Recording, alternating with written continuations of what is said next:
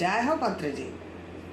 అవతారుగా ఎదగటానికి అవగాహన కలుగుతుంది, మనకు ఒక అవగాహన వచ్చేస్తుంది. ఈ 9 లెవెల్స్ అయిపోగానే మెర్కబాను యాక్టివేట్ చేయటం వల్ల టైము, స్పేస్, డైమెన్షన్ స్థాయిని దాటడం జరుగుతుంది. చూసారా, ఇది 10వ level. Next 11.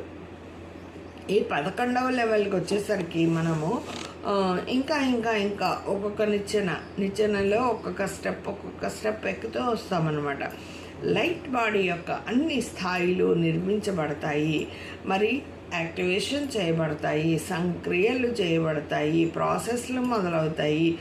Spin points, chakras ఏవైతే ఉన్నాయో ఆ స్పిన్ పాయింట్స్, స్పిన్ అంటే ఇట్లా చక్రం అన్నమాట, స్పిన్ తిరుగుతుంది అని అంటాం కదా, ఆ చక్రాస్ ద్వారా భౌతిక శరీరానికి ఈ శక్తిని అందించడం జరుగుతుంది.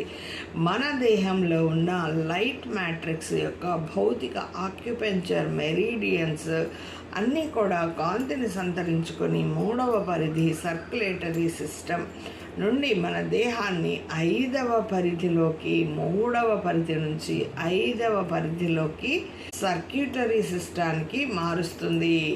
మనం ఏదైతే 3వ తలంలోనే ఉన్నామో అని అనుకుంటున్నాం కదా, మరి ఈ సాధన వల్ల, ఈ DNA యాక్టివేషన్స్ వల్ల మన దీనిలో ఉన్న స్థితి నుంచి ఉన్నత లోకాలకి, ఉన్నత స్థితికి ఎదుగుతాం అనుకుంటాం కదా, అదనమాట.